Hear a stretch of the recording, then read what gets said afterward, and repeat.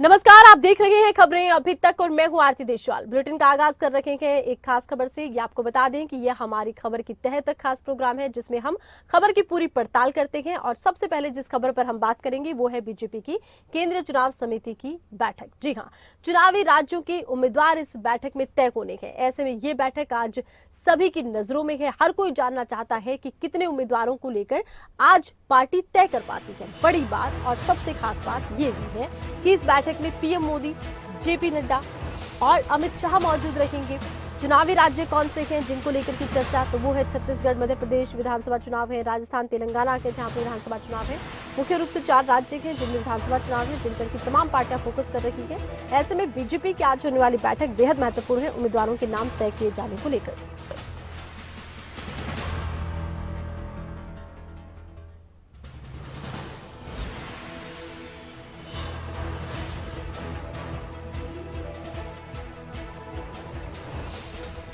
और इस वक्त मेरे साथ मेरे 2 सहयोगी जुड़ चुके हैं। राजा पटेल खबरें अभी तक के संवाददाता हैं और इनके साथ ही हिमाचल से शिमला ब्यूरो खबरें अभी तक के संवाददाता प्रदीप हमारे साथ जुड़े हुए हैं।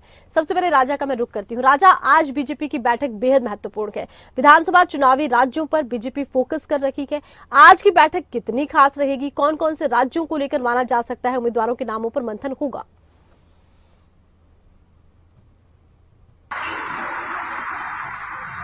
और बिल्कुल देखिए, काफी महत्वपूर्ण ये मीटिंग दिल्ली में देखने को मिलेगी। जिस तरीके से केंद्रीय चुनाव समिति है वो बैठक करने जा रही है अलग अलग राज्यों में, चाहे हम राजस्थान की बात कर ले, मध्य प्रदेश की बात कर ले, छत्तीसगढ़ की बात कर ले।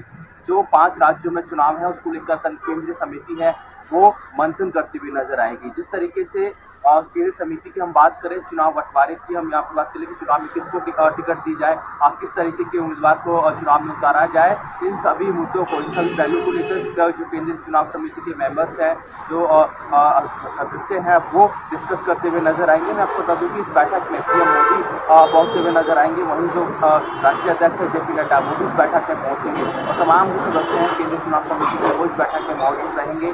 5 राज्यों पर बीजेपी का फोकस है और सबसे ज्यादा फोकस हम बात करें राजस्थान और मध्य प्रदेश में, क्योंकि मध्य प्रदेश में कई उम्मीदवारों के नामों की घोषणा भी हो चुकी है, जिसमें कई सांसद और कई केंद्रीय मंत्री हैं जो भी चुनाव लड़ते हुए नजर आ रहे हैं। तो ऐसे में बीजेपी चाहती है कि मध्य प्रदेश में जिस तरीके से बीजेपी की सरकार है उसको बचाए रखना एक बहुत बड़ी चुनौती होगी। और इसी कड़ी में लगातार दिल्ली में मंथन देखने को मिल रहा है और आज एक बड़ी बैठक केंद्रीय चुनाव समिति की भी देखने को मिलेगी। जी, तो आपने बताया कि ये बैठक बेहद महत्वपूर्ण है और इस बैठक को लेकर माना ये जा रहा है कि आज की इस बैठक में उम्मीदवारों के नामों को लेकर विस्तार से चर्चा होगी, मंथन होगा।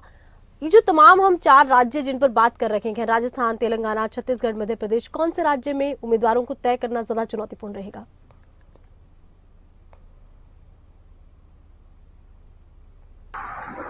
बिल्कुल देखिए, जिस तरीके से मध्य प्रदेश में कुछ उम्मीदवारों की जो घोषणा है वो हो चुकी है। ऐसे में राजस्थान की हम बात कर लें और छत्तीसगढ़ में भी कई उम्मीदवार हैं जो बीजेपी ने घोषित कर दिए। तो राजस्थान पर बीजेपी का फोकस है क्योंकि वहाँ पर जिस तरीके से तमाम, चाहे हरियाणा बीजेपी के बड़े नेताओं की बात करें, अलग अलग राज्यों के जो बड़े बीजेपी के नेता हैं वो लगातार राजस्थान में दौरा कर रहे हैं। तो जाहिर तौर पर और राजस्थान यहाँ पर सबसे बड़ा फोकस होगा क्योंकि राजस्थान में कांग्रेस की सरकार है और ऐसे में बीजेपी चाहेगी कि वहाँ पर जो कांग्रेस का उम्मीदवार होगा उसके पक्ष में मजबूती के साथ अपने उम्मीदवार को उतारे, इसको लेकर मंथन करेगी। जिस तरीके से कुछ दिन पहले भी दिल्ली में बैठक देखने को मिली थी राजस्थान चुनाव को लेकर, तो अब जो चुनाव की हम बात करें, उम्मीदवारों की बात करें, उसको लेकर यहाँ पर मंथन होता हुआ नजर आएगा। इसी कड़ी में ये बैठक अब से कुछ देर में शुरू होती हुई नजर आएगी।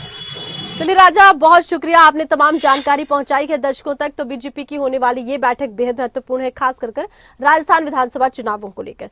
चलिए अभी हिमाचल का रुख करते हैं। शिमला से बड़ी ही खास खबर निकलकर सामने आई है। नई भर्तियों का रास्ता खुलता नजर आ रहा है। साथ में बड़ी बात यह है कि ग्रुप सी की भर्तियों को लेकर फिलहाल रास्ता साफ और राज्य चयन आयोग के गठन की अधिसूचना जारी। हिमाचल के मुख्य सचिव ने अधिसूचना जारी की है। ग्रुप सी की भर्तियों को करवाने वाला है नया आयोग हमीरपुर में ही राज्य चयन आयोग का मुख्यालय होगा। कार्मिक विभाग के नियंत्रण में ये चयन आयोग रहेगा। और ज्यादा जानकारी के लिए हम स्वागत करेंगे प्रदीप का कि बताएं कि आखिर राज्य पर क्या असर रहेगा। अच्छा देखिए प्रदीप, जिस तरह से हम हमीरपुर में इस राज्य आयोग की बात कर रहे हैं, भर्तियों की बात कर रहे हैं। एक तरफ तो अभी अभी कोरोना योद्धाओं को निकाला गया है और उससे पहले लगातार बीजेपी ये मुद्दा उठाती रही है कि हमीरपुर में राज्य चयन आयोग अभी बन नहीं रहा है, पुराने आयोग को इन्होंने भंग कर दिया था।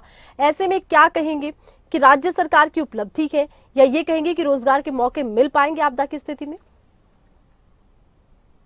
बिल्कुल देखिए, बेशक देरी से है लेकिन कहेंगे कि कम से कम अब जो है राज्य चयन आयोग गठित तो हो गया और इसमें हम इसको सरकार की एक उपलब्धि भी मानेंगे कि लगभग 9 महीने का कार्यकाल पूरा हो चुका है और प्रदेश में एक भी भर्ती नहीं हुई है। और जब चुनावी गारंटी कांग्रेस की बात करते हैं, जब चुनावों के वक्त गारंटी दी गई थी तो उसमें 5 लाख रोजगार की बात हुई है। उसमें सरकारी क्षेत्र में ही 1 लाख रोजगार का जिक्र जो है कांग्रेस के नेता करते आए हैं। लेकिन इस साल की जो बात अगर हम करें, इस साल भी 20,000 के करीब पद भरने का लक्ष्य जो है सरकार ने रखा है।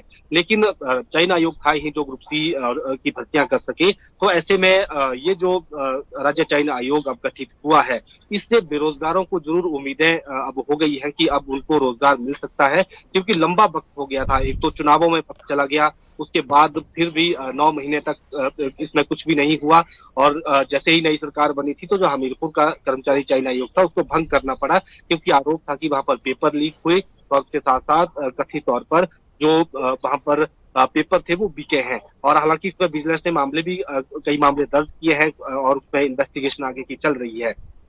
लेकिन सबकी मांग यही थी कि अब जल्दी से जल्दी जो कर्मचारी चयन आयोग है वो बहाल होना चाहिए और पिछले कल इसकी अधिसूचना हो गई है और इसमें चीफ एडमिनिस्ट्रेटर जो मुख्य प्रशासक के तौर पर जिम्मेदारी संभालेंगे डॉक्टर राजकिशन पूर्थी, ये आईएएस अधिकारी हैं और हिमाचल से ही ताल्लुक रखते हैं। तो ऐसे में इनको ये जिम्मेदारी दी गई है अभी मुख्य प्रशासक की, इनकी देखरेख में आगे का प्रोसेस शुरू होना है। क्योंकि जो राज्य चयन आयोग है, पहले इसको कर्मचारी चयन आयोग बोलते थे, उससे पहले इसे अधीनस्थ कर्मचारी चयन आयोग भी कहा जाता था, लेकिन बाद में इसको कर्मचारी चयन आयोग कहा गया और अब इसको राज्य कर्मचारी चयन आयोग बनाया गया है और हमीरपुर ही इसका हेडक्वार्टर रहेगा। तो ऐसे में जो नई भर्तियां होनी है और इसमें शिक्षा विभाग में भी करीब 6,000 के करीब पद जो है वो भरे जाने हैं और उम्मीद हम जता सकते हैं कि अब नवंबर के महीने में जब ये सारा सेटअप हो जाएगा, अक्टूबर नवंबर के महीने में सारा प्रोसेस शुरू हो जाएगा, क्योंकि अब ये पूरा जो गठन है ऑफिशियली हो चुका है और इससे जुड़ा जो कानून है वो भी लाया जा चुका है। तो ये बड़ी उपलब्धि के तौर पर इसे देखा जा सकता है, लेकिन फिर भी ये देखना होगा कि जो बाकी भर्तियां हैं जिनके पेंडिंग रिजल्ट्स हैं वो कब तक निकाले जाते हैं, क्योंकि युवा बहुत आक्रोशित है। हमने प्रदेश में देखा कि कई जगह धरने प्रदर्शन होते रहे, राज्य सचिवालय भी पहुंचे, विधानसभा भी पहुंचे और युवाओं का कहना है कि जो भर्तियां विजिलेंस जांच के दायरे में नहीं है, कम से कम उनके रिजल्ट निकाल दिए जाएं और जो नई भर्तियां होनी है के लिए भी जो विज्ञापन है पदों के वो निकाले जाए। तो अब हम कह सकते हैं कि एक आशा की किरण खिल गई है और उम्मीद है कि जल्दी ही ये जो आयोग है ये सक्रिय हो जाएगा। अच्छा, हमारे साथ बने रहेगा प्रदीप। एक बड़ी खबर हम दर्शकों को और बता दें, राज्य चयन आयोग के गठन से ही जुड़ी ये एक और बड़ी खबर है। दरअसल नोटिफिकेशन जारी कर दिया गया है, मुख्य प्रशासक की नियुक्ति के आदेश जारी हो गए हैं। हिमाचल राज्य चयन आयोग में नियुक्ति आईएएस डॉक्टर राज कृष्ण परूथी नई नियुक्ति इनकी की गई है और आपको बता दें नई भर्तियां और पेंडिंग रिजल्ट निकालने को लेकर जिम्मा इन पर रहने वाला है। एक बार फिर से हम प्रदीप का रुख करेंगे। प्रदीप, देखिए गंभीर सरकार इसको लेकर पूरी तरह से नजर आ रही है ताकि जल्द से जल्द एक बार फिर से भर्तियां शुरू हो। राज्य चयन आयोग की प्रशासक तक का यहाँ पर देखिए नोटिफिकेशन जारी हो गया है नियुक्ति का। ऐसे में क्या उम्मीद की जाए, कब तक भर्तियां होंगी? दूसरी बड़ी बात है, अगर ये सरकार के लिए उपलब्धि है और विपक्ष के उन तमाम सवालों का जवाब है, तो इस वक्त कोरोना योद्धाओं को निकाला गया है, क्या कहेंगे? विपक्ष कितना कोरोना योद्धाओं के मुद्दे को उठा पाएगा और कितना ये इस वक्त उपलब्धि के तौर पर राज्य सरकार के पास रह पाएगा चयन आयोग का गठन और फिर इस तरह से नोटिफिकेशन जारी करना? बिल्कुल देखिए, जो चयन आयोग है उसकी जिम्मेदारी होगी, उसकी जो भूमिका रहेगी वो प्रदेश में जो ग्रुप सी के है जिसमें क्लास 3 क्लास 4 पोस्ट की आती है, तो उनको भर्तियां करना इस चयन आयोग का काम होगा। और ऐसे में जो प्रदेश में चाहे कोई क्लरिकल स्टाफ है या फिर बाकी इस तरह का कोई एडमिनिस्ट्रेटिव स्टाफ है या फिर शिक्षा विभाग में जो पद भरे जाते हैं जीटी तक के, तो वो इस चयन आयोग के जरिए भरे जाने हैं। और ऐसे में युवाओं के लिए ये बड़ा मौका होगा कि उन्हें इतने समय से तैयारियां करनी पड़ रही है, तो जब ये सक्रिय हो जाएगा पूरी तरह से तो वहां पर भर्तियां होंगी। और इसी कड़ी में मुख्य प्रशासक की नियुक्ति हुई है। इनके साथ साथ एक प्रशासक की भी नियुक्ति होनी है जो एसटीएस रैंक के अधिकारी होंगे और एक अधिकारी रजिस्ट्रार होगा। तो ये अभी शुरुआत की फंक्शनल जब ये आयोग हो जाएगा तो ये तब तक जिम्मेदारी संभालेंगे। लेकिन जो पूर्व में यहाँ पर व्यवस्था रही है, चाहे वो हिमाचल प्रदेश लोक सेवा आयोग के देखे या फिर जो कर्मचारी चयन आयोग पहले था, उसमें एक चेयरमैन होता है और उसमें साथ साथ में कुछ मेंबर होते हैं, 2 से 3 मेंबर्स होते हैं और उनका लगभग संवैधानिक पद जो है एक तरह से उसको गिना जाता है। तो अब देखना ये होगा कि क्या इस तरह की व्यवस्था सरकार करेगी या जो प्रशासक वाली व्यवस्था लाई है इसको ही आगे कंटिन्यू करती है। और इसके साथ साथ जैसे आपने जिक्र किया कोरोना योद्धाओं का, वो लगातार अपना जो है प्रोटेस्ट कर रहे हैं, अपना विरोध दर्ज कर रहे हैं। पिछले कल अंतिम दिन था उनके कामकाज का और अभी तक नोटिफिकेशन नहीं आई है कि उनको एक्सटेंशन दी गई है या उनकी सेवाओं को खत्म कर दिया गया है। आज उनको उम्मीद रहेगी, आज है, हालांकि हो सकता है कि आज भी नोटिफिकेशन जारी हो या ना हो या फिर आने वाले कुछ दिनों में भी हो सकती है, क्योंकि कई बार आदेश मौखिक भी हो जाते हैं और नोटिफिकेशन बाद में भी हो जाती है। अगर सरकार को लगता है कि इनको बनाए रखना है, इनकी नौकरी नहीं अभी खोने देनी है, तो हो सकता है कि इनको फिर से एक्सटेंशन दी जाए। और उसके साथ साथ अगर सरकार को लगता है, क्योंकि मुख्यमंत्री एक बार पहले भी कह चुके हैं कि हम नई भर्तियां निकालेंगे, उसमें कंपटीशन फाइट करके जो अभ्यर्थी हैं वो सरकारी नौकरी में आए, बैकडोर एंट्री को हम नहीं मानेंगे, क्योंकि कोरोना योद्धाओं की एंट्री को बैकडोर मान रहे हैं। विपक्ष कह रहा है कि मानवीय जो दृष्टिकोण है इनके लिए अपनाया जाना चाहिए। इन्होंने उस वक्त में काम किया है जब प्रदेश में कोरोना चरम पर था, परिवार के लोग भी अपने परिवार परिजनों से मिल नहीं रहे थे, उस वक्त ये वार्ड में उनकी सेवाएं कर रहे थे। तो ऐसे में इनके प्रति मानवीय दृष्टिकोण रखना चाहिए, स्थायी नीति का कोई प्रबंध करना चाहिए और जो ये 3-3 महीने की एक्सटेंशन दी जाती है इसको रोकना चाहिए, क्योंकि ये ही एक कारण बन रहा है इन युवाओं में डिप्रेशन का, जिस वजह से इन्हें जैसे ही एक्सटेंशन मिलती है 3 महीने की, तो इनका पहले दिन से ही ये जो है ये रोना शुरू कर देते हैं कि अब हमारे को फिर लॉन्ग टर्म एक्सटेंशन दी जाए या फिर हमारे लिए स्थायी नीति बनाई जाए। 3 महीने की नीति जो है वो ठीक नहीं है, क्योंकि इसमें इन्हें अपना भविष्य असुरक्षित नजर आता है। तो ये विपक्ष भी उठा रहा है, ये जो युवा हैं, जो कोरोना योद्धा हैं, ये भी अपनी आवाज उठा रहे हैं। लेकिन अब देखना ये होगा कि सरकार इसमें क्या स्टेप लेती है, क्या इनको आगे बहाल करती है या फिर इनकी सेवाओं को समाप्त करके, जैसा मुख्यमंत्री एक बार पहले भी कह चुके हैं कि आप कंपटीशन फाइट करके जो है वो आए यहाँ पर सेवाओं में। जब भी एक बार थे कोरोना योद्धा मुख्यमंत्री थे, उस वक्त ये बात कही गई थी। तो ऐसे में अब देखना ये होगा कि क्या मानवीय दृष्टिकोण इनके लिए अपनाया जाता है या फिर जो एक प्रोसेस है कि इनका 3 महीने का ही एग्रीमेंट था उसको आधार मानकर फिर इनकी सेवाओं को समाप्त कर दिया जाता है। ये अब देखने वाली बात है। जी, अच्छा देखिए प्रदीप, जैसा कि आपने बताया कि सरकार ने कोरोना योद्धाओं की भर्ती को तो बैकडोर माना है, लेकिन फिर भी इस बात से तो इनकार नहीं किया जा सकता कि कोरोना काल बेहद खतरनाक था, अपनी जान जोखिम में डालकर, क्योंकि डर का उस वक्त माहौल था, लोगों की जान पूरी दुनिया में कोरोना से जा रही थी, इन लोगों ने अपनी सेवाएं दी हैं। आज सेवाएं इतने सालों तक देने के बाद उन्हें बाहर का रास्ता दिखा दिया गया, 6 महीने से तो वेतन तक नहीं दिया गया है, प्रदर्शन उन्होंने किए गए। एक तरफ एक बड़ी उपलब्धि बता रखे हैं राज्य चयन आयोग, दूसरी तरफ लोगों की नौकरियां जा रखी हैं। क्या जरूरत नहीं है कि सरकार एक कदम उठाए, भले ही इन्हें निकाला गया लेकिन फिर से भर्ती के लिए कोई रास्ता दिखाया जाए, क्योंकि विपक्ष के पास एक बड़ा मुद्दा है और कर्मचारी भी प्रदर्शन के रास्ते पर तैयार हैं।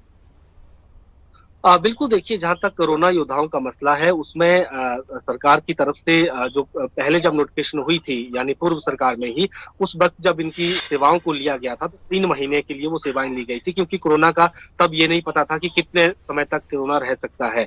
लेकिन उसके बाद इनको लगातार एक्सटेंशन मिलती रही, क्योंकि तब जयराम सरकार थी, वो लगातार इनको एक्सटेंशन देते रहे। अब वर्तमान की सुखविंदर सिंह सुक्खू सरकार भी इनको एक्सटेंशन देती रही, अप्रैल से लगातार एक्सटेंशन का दौर चला है। लेकिन इस बीच ये बातें भी सामने आई है कि इनको कई महीने से सैलरी भी नहीं मिली। विधानसभा में भी ये विषय उठा था और नेता प्रतिपक्ष ने भी वहां पर जोरदार ढंग से इस विषय को रखा था। उस वक्त मुख्यमंत्री ने ये कहा था कि जो ये कोरोना योद्धा है हमने इनकी सैलरी दे दी है, लेकिन विपक्ष ने कहा था कि सैलरी नहीं मिली है और कई कोरोना योद्धा कह रहे हैं कि हमें सैलरी नहीं मिली है और कुछ जगह ये जानकारी है कि सैलरियां मिल भी रही हैं। लेकिन सवाल अब ये है कि क्या इनको एक्सटेंशन आगे मिलती है और इनके प्रति जो मानवीय दृष्टिकोण होना चाहिए वो अपनाया जाता है या नहीं अपनाया जाता है। क्योंकि इनकी सेवाओं को हम इस तरह से मान सकते हैं कि जैसे हिमाचल में और भी आउटसोर्स कर्मचारी हैं, स्कूलों में कंप्यूटर शिक्षक जो है वो आउटसोर्स पर लगे हैं, उनकी एक साल बाद उनको एक्सटेंशन मिलती है। और जो आउटसोर्स पर लगे कर्मचारी हैं उनको फिलहाल निकाला नहीं गया है, जहां पर उनकी जरूरत है उनको रेगुलर वहां पर रखा जाता है और कई लोग 10-15 साल से 20 सालों से आउटसोर्स पर ही काम कर रहे हैं। लेकिन सवाल ये उठता है कि इनके साथ भेदभाव क्यों हो रहा है बिल्कुल जबकि बिल्कुल। स्वास्थ्य संस्थानों में जरूरत है इस वक्त वहां पर, चाहे वार्ड बॉय की बात करें, चाहे नर्सेज की बात करें, चाहे और कोई हेल्थ वर्कर की बात करें, उनकी जरूरत है इस वक्त स्वास्थ्य जी संस्थानों में। ऐसा नहीं है कि वहां पर सारे पद भरे हुए हैं, तो इनकी जब जरूरत जी है तो इनकी सेवाओं को बहाल रखा जा सकता है। जी हालांकि जो सरकार की तरफ से तर्क दिया जा रहा है कि जितने भी बैकडोर एंट्री है उसमें न केवल कोरोना योद्धा बल्कि वो आउटसोर्स कर्मचारियों को भी गिन रहे हैं कि ये कोई मेरिट पर नहीं आए हैं, ये बैकडोर एंट्रियां हुई है चलिए सारी। बिल्कुल हम प्रदीप, कह कई सकते हैं कि एक तरफ तो राज्य सरकार ने राज्य चयन आयोग का गठन किया है, एक बड़ी उपलब्धि सरकार के लिए से माना जा सकता है, लेकिन जिस तरह से अब आउटसोर्स कर्मचारी कोरोना योद्धाओं को बाहर निकाला गया है, विपक्ष के पास बड़ा मुद्दा है। अब उपलब्धि एक तरफ सरकार की, दूसरी तरफ बड़ा मुद्दा, देखना होगा किस पर ज्यादा सियासत होती नजर आती है। बहुत शुक्रिया, आप जुड़े, आपने तमाम जानकारी दर्शकों तक पहुंचाई है। बढ़ते हैं अब हरियाणा की तरफ। आज फरीदाबाद के दौरे पर रहेंगे सीएम मनोहर लाल, स्वच्छता अभियान कार्यक्रम में शिरकत करेंगे, मुख्य अतिथि के तौर पर शिरकत करेंगे सीएम मनोहर लाल स्वच्छता अभियान में। इसके अलावा पन्ना प्रमुख सम्मेलन में भी पहुंचेंगे मुख्यमंत्री मनोहर लाल। और यहां पर आपको बता दें कि मुख्यमंत्री मनोहर लाल आज एक के बाद एक कार्यक्रम में हिस्सा ले रहे हैं, ताबड़तोड़ कार्यक्रमों में शामिल हो रहे हैं। रोहतक में आज दूसरा दिन है उनका, जहां पर कि उन्होंने हिस्सा लिया एक खास कार्यक्रम में, सेमिनार तक में हिस्सा लेंगे। फिर फरीदाबाद का उनका दौरा होगा और फरीदाबाद के दौरे पर रहेंगे सीएम मनोहर लाल। स्वच्छता अभियान यहाँ पर कार्यक्रम है जिसमें मुख्य अतिथि के तौर पर मुख्यमंत्री मौजूद रहेंगे। पन्ना प्रमुख सम्मेलन है और बीजेपी का लगातार ये सम्मेलन चल रहा है, इसमें भी सीएम मनोहर लाल शिरकत करेंगे।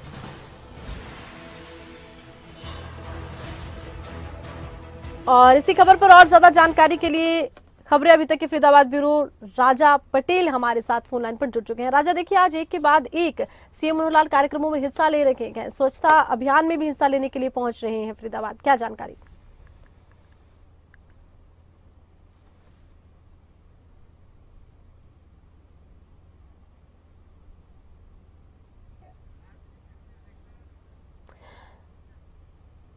तो स्वच्छता अभियान कार्यक्रम है जिसमें सीएम मनोहर लाल मुख्य अतिथि के तौर पर शिरकत करेंगे। कार्यक्रम को लेकर तैयारियां पूरी कर ली गई हैं। सीएम मनोहर लाल आज ताबड़तोड़ दौरे कर रहे हैं, एक के बाद एक कार्यक्रम में शिरकत कर रहे हैं और रोहतक के बाद पहुंचेंगे फरीदाबाद, स्वच्छता अभियान कार्यक्रम में लेंगे हिस्सा। इसके बाद पन्ना प्रमुख कार्यक्रम है जिसमें हिस्सा लेने के लिए सीएम मनोहर लाल पहुंचेंगे।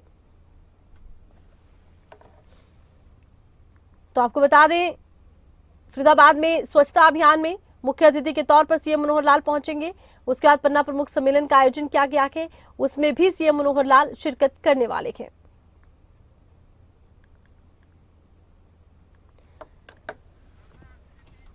तो पन्ना प्रमुख सम्मेलन के बारे में आपको बता दें कि लगातार पन्ना प्रमुख सम्मेलन बीजेपी की तरफ से आयोजित किया जा रहा है और पन्ना प्रमुख एक बेहद खास कार्यक्रम है बीजेपी का। गुजरात में पन्ना प्रमुख कार्यक्रम सफल रहा तो अब इसे हरियाणा में दोहराया जा रहा है। बड़ी बात यह है कि सीएम मनोहर लाल आज खुद पन्ना प्रमुख कार्यक्रम में पहुंचेंगे। फरीदाबाद में स्वच्छता अभियान है जिसमें सीएम मनोहर लाल बतौर मुख्य अतिथि पहुंचने वाले हैं। उसके बाद पन्ना प्रमुख कार्यक्रम है जिसमें हिस्सा सीएम मनोहर लाल लेंगे।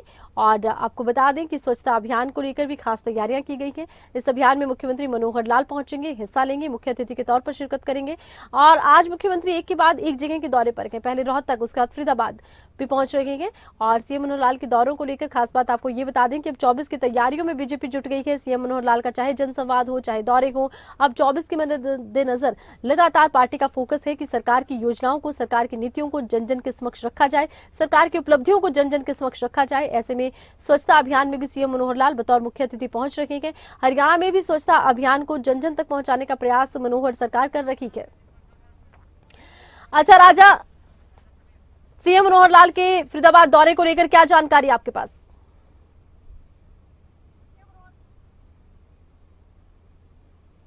बिल्कुल, देखिए अब से कुछ देर में मुख्यमंत्री मनोहर लाल और प्रदेश अध्यक्ष ओम प्रकाश धनखड़ फरीदाबाद पहुंचेंगे। मैं आपको तस्वीरें दिखाना चाहूंगा। आप देख सकते हैं कि सेक्टर 9 में इस वक्त मौजूद है फरीदाबाद के, और यहीं पर जो स्वच्छता को लेकर जो कार्यक्रम है वो आयोजित किया गया है और कुछ ही मिनटों में मुख्यमंत्री मनोहर लाल फरीदाबाद पहुंचेंगे। जो जानकारी है कि मुख्यमंत्री का जो हेलीकॉप्टर है वो फरीदाबाद लैंड कर चुका है और अब से कुछ देर में वो सेक्टर 9 पहुंचेंगे और जो स्वच्छता को लेकर कार्यक्रम है उसमें शिरकत करेंगे। और उसके बाद जो दूसरा कार्यक्रम है पन्ना प्रमुख का कार्यक्रम है उसमें मुख्यमंत्री मनोहर लाल शिरकत करते हुए नजर आएंगे। जी,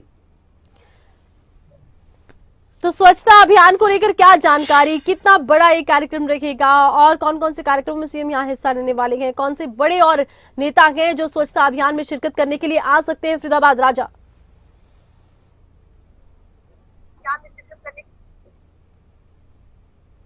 स्वच्छता अभियान को लेकर जिस तरीके से जो कार्यक्रम है, प्रदेश अध्यक्ष ओम प्रकाश धनखड़ मुख्यमंत्री मनोहर लाल के साथ यहाँ पर पहुंचेंगे और मैं आपको तस्वीरें दिखाना चाहूंगा। जो कार्यक्रम की तैयारी है वो पूरी हो चुकी है और जो जानकारी है कि मुख्यमंत्री भी फरीदाबाद पहुंच चुके हैं और कुछ ही देर में, ये देखिए ये तस्वीरें हैं, स्वच्छता ही सेवा जो कार्यक्रम है, तमाम जो बीजेपी के मंत्री हैं, विधायक है, वो यहाँ पर मौजूद हैं और लगातार जिस तरीके से अब से कुछ देर में मुख्यमंत्री मनोहर लाल यहाँ पर पहुंचेंगे, तमाम जो ये कार्यक्रम है स्वच्छता को लेकर इस कार्यक्रम में शिरकत करेंगे। तमाम जो बड़े नेता हैं बीजेपी के और लोकसभा के सभी जो विधायक हैं, चाहे केंद्रीय राज्य मंत्री कृष्णपाल गुर्जर की बात करें या फिर सभी जो विधायक हैं वो यहाँ पर मौजूद है। मुख्यमंत्री मनोहर लाल अब से कुछ देर में यहाँ पर पहुंचेंगे और उसके बाद जो जानकारी है कि स्वच्छता को लेकर जो कार्यक्रम है इसमें शिरकत करेंगे और सभी जो कार्यकर्ता है उनसे रूबरू होते हुए नजर आएंगे। जी चलिए, आप नजर बनाए रखिएगा, फिर आपसे रूबरू होंगे। इसी बीच दर्शकों को रूबरू कराते हैं एक बड़ी खबर से।